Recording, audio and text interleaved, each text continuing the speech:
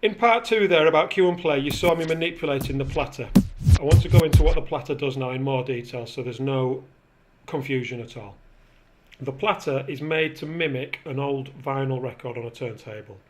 So you can use it to fast forward, you can use it to rewind, and you can use it to find a sound and scratch.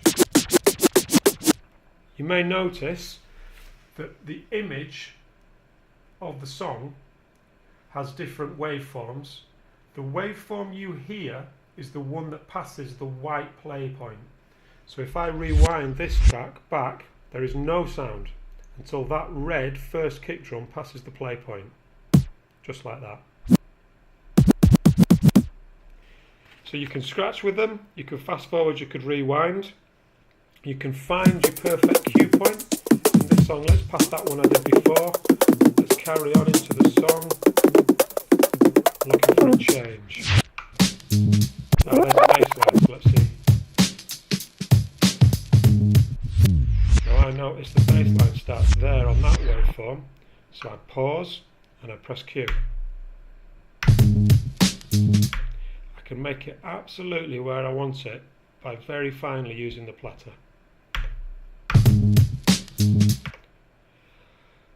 The other function for the platter is that when you're playing, instead of touching the top, which is pause, fast forward, rewind, everything I just talked about, if you touch the edge, you temporarily slow down the tempo.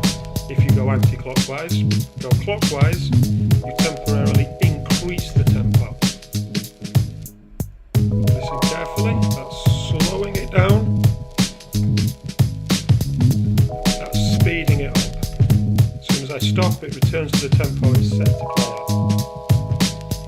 at. That's called nudging, and we'll come to it more in the video on beat matching. I just want you to be aware at the moment that the edge and the top have different functions. In tracks.